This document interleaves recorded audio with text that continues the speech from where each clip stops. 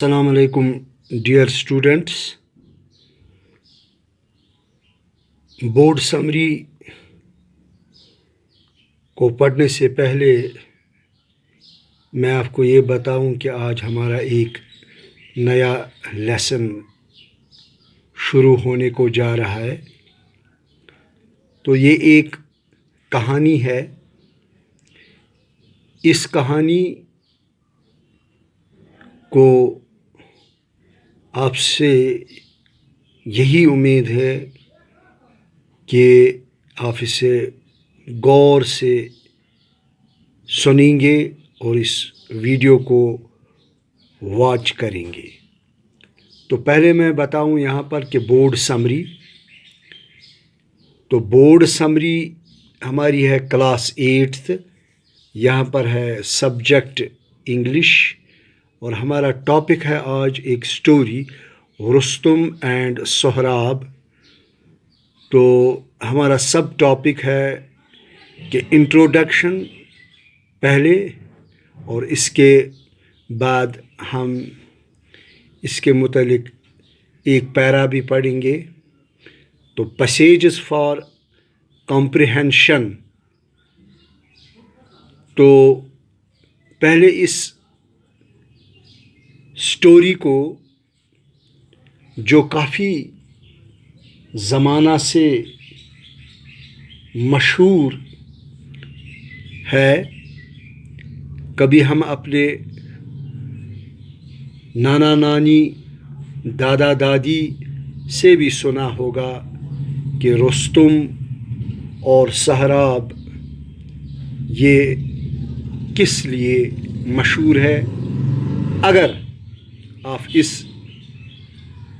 Story کو پوری طرح سے پڑھیں گے، واچ کریں گے، اس لیسن کو آپ پڑھیں گے تو آپ کو خود معلوم ہو جائے گا کہ رستم اور سہراب کون سی سٹوری ہے.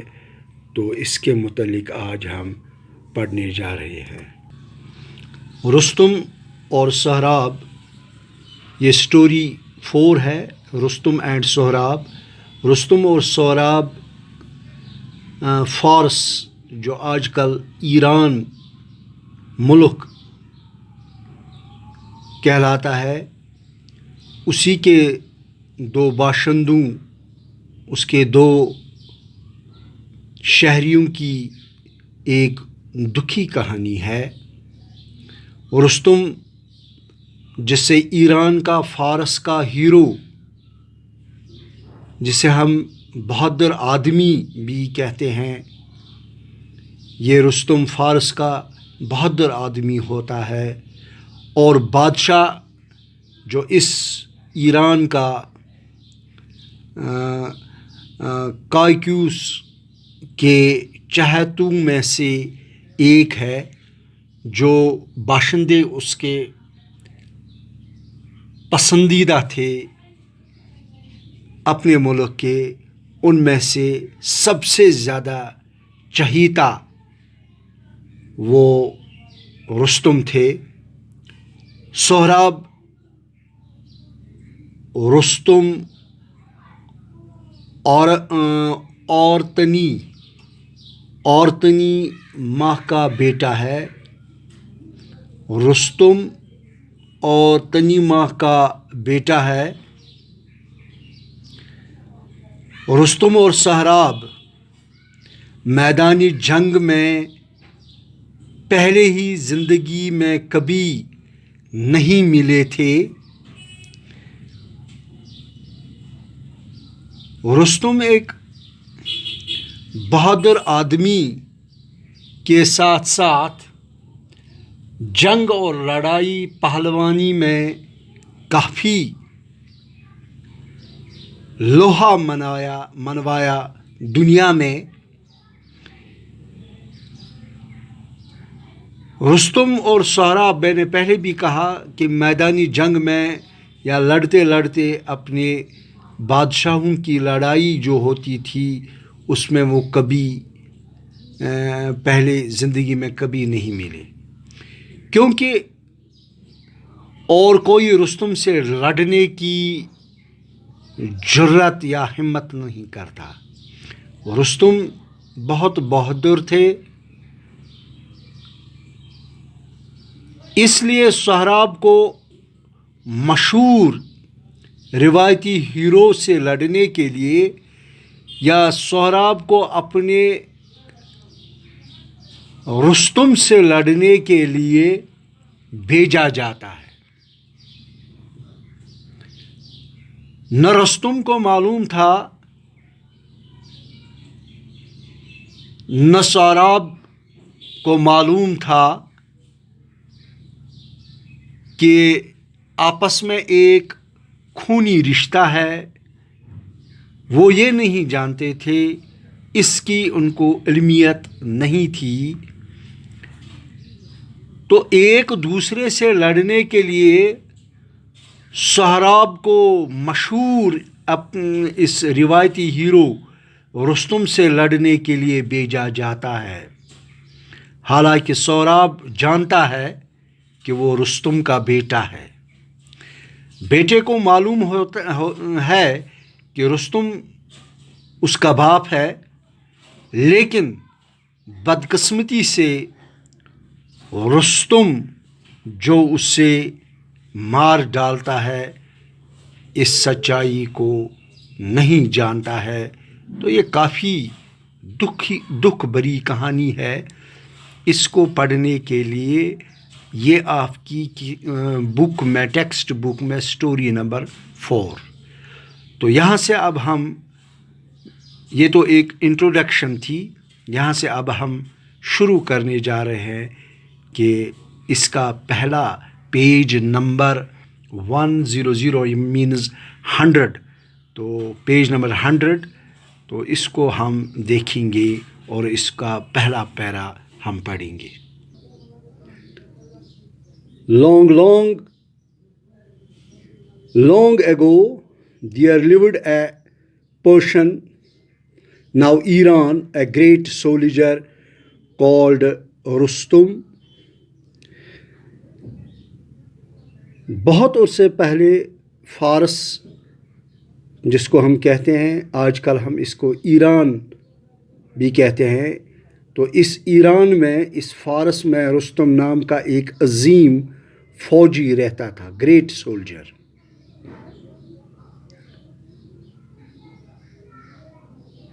ہی واز اے بریو، وہ بہادر تھا، اینڈ فیئرلیس، اور ڈرتا نہیں تھا، فیئرلیس نڈر تھا، بہادر اور نڈر تھا۔ And he had so often saved his country from foreign invasion. Foreign invasion ہو گیا جو باہر کی طرف سے، کسی اور دوسرے بادشاہ کی طرف سے کوئی انویژن حملہ ہوتا تھا، تو he had so often saved his country, اس نے اپنے ملک کو بہت ساری دفعہ بچایا، جو باہر سے جو خارجی حملے ہوتے تھے ان سے اپنے ملک کو بچایا، یعنی ایران کو۔ That he was called the shield of Persia, اسی کو اسی لیے کہتے تھے، اس نڈر اور اس بہادر کو شیلڈ آف پرشیا کہتے تھے۔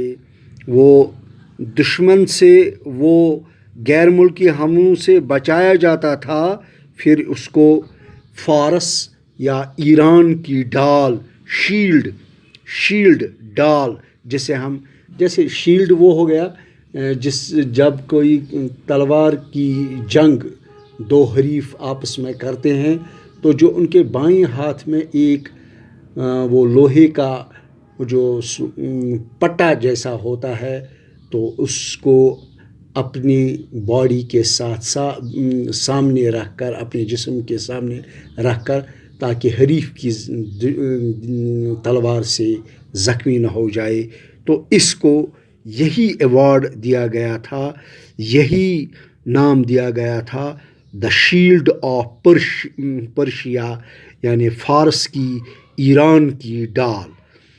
دا enemy who tried to invade the country fled in fear when they heard his war cry. Rustam.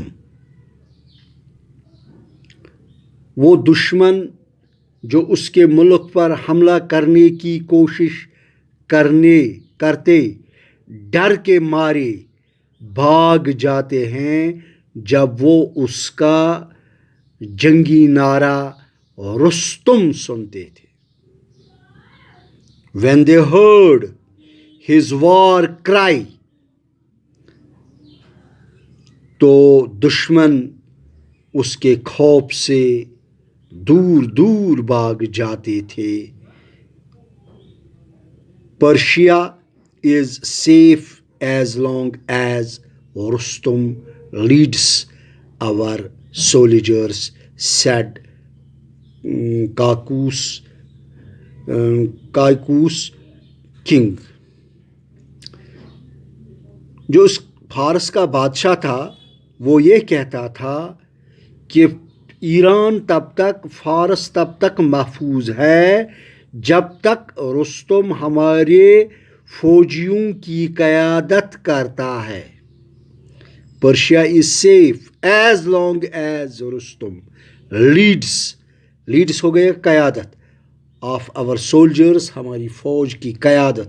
جو فوج کی قیادت کرتا تھا تو جو اس ایران کا بادشاہ تھا کائکوس، تو وہ یہی کہتا تھا کہ ہمارا ملک تب تک محفوظ ہے، ہمارا ملک تب تک سیف ہے جب تک کہ رستم ہماری فوجوں کی قیادت کرتا ہے. تو کنگ آف پرشیا سیڈ یہ اس ایران کے بادشاہ کا کہنا تھا، نو اینیمی ڈیئر، کوئی دشمن ہمت نہ کرے گا، تھریٹن اس کہ وہ ہمیں دھمکی دے. کوئی دشمن ہمیں دھمکانے کی ہمت نہیں کر سکتا.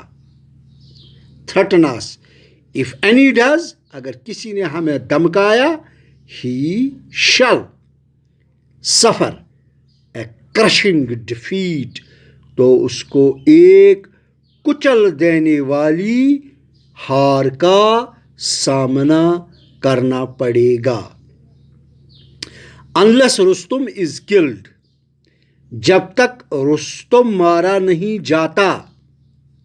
یہ دوسری، ایک طرف تو یہ بادشاہ کا خیال تھا، ایک طرف تو یہ ایرانیوں کا خیال تھا، ایک طرف تو یہ پورے پرشیا کا خیال تھا کہ جب تک ہمارے پاس رستم ہے کوئی ہمارے بال کا بانکا بھی نہیں بگاڑ سکتا.